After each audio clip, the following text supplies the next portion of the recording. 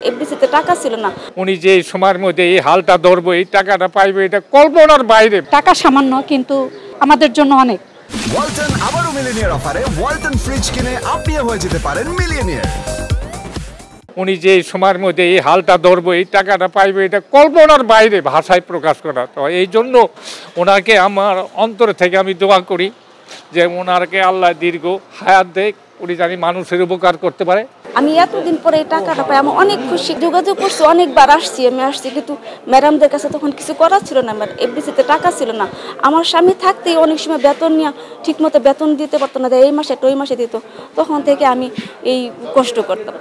এরপরে এফডিসিতে কয়েকবার আসছি। আমার মেয়ে যখনকার পরীক্ষা দেয় তখনকার ফর্ম ফিল আপ করতে পারতেছিল, তখন ম্যাডামের কাছে আসছিল, কিন্তু ম্যাডামরা তখনকার টাকা ছিল না ওদের। ওনারাও চেষ্টা করছে আমাকে দেওয়ার জন্য, কিন্তু ওনাদেরই তো বেতন আসে না, তাহলে ওনারা আমাদের কী করে দিবে। আমি চাই যেন আমার মতো যেন এরকম কষ্ট যেন পরবর্তী এরা যারা আছে যে এফডিসি চাকরি করে এদের যেন এই কষ্টটা না হয়। আমার হাজব্যান্ড 14 বছর চাকরি করছে। আমি পরিবহন শাখায় ছিলাম। আমি স্টক করছি সার্ভিসকালে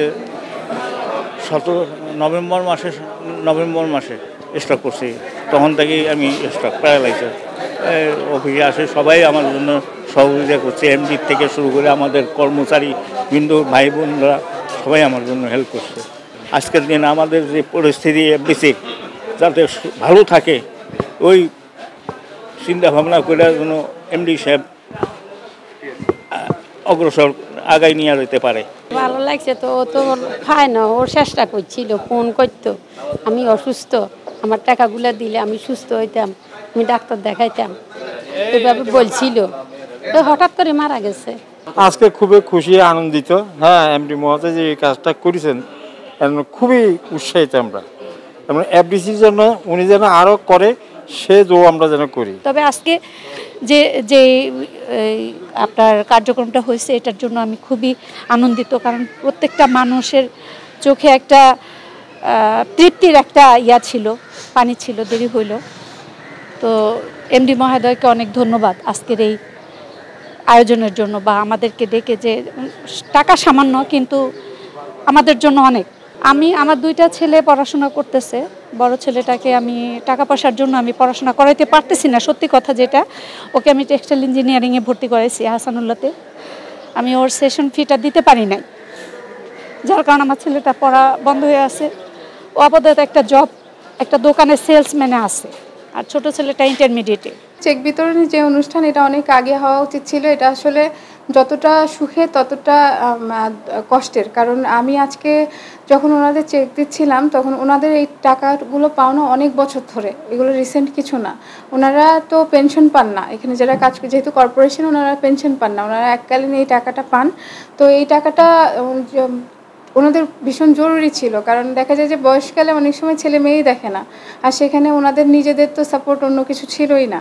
তো এই টাকাটা অনেকে সময় মতো না পাওয়ার কারণে অনেকে অনেক রকমভাবে ভুগেছেন। তো যতটা সুখী সুখ পাচ্ছি বা ভালো লাগছে, আনন্দ লাগছে যে দিতে পেরেছি, আর সামনাসামনি এসে না আরও কষ্ট লাগছে যে ওনারা কত কিছু থেকে বঞ্চিত হয়েছেন এবং কি কি সাফার করেছেন। কারণ ওনাদের তো এটা করার কথা ছিল না, ওনাদের সময় মতোই পাওয়ার কথা ছিল।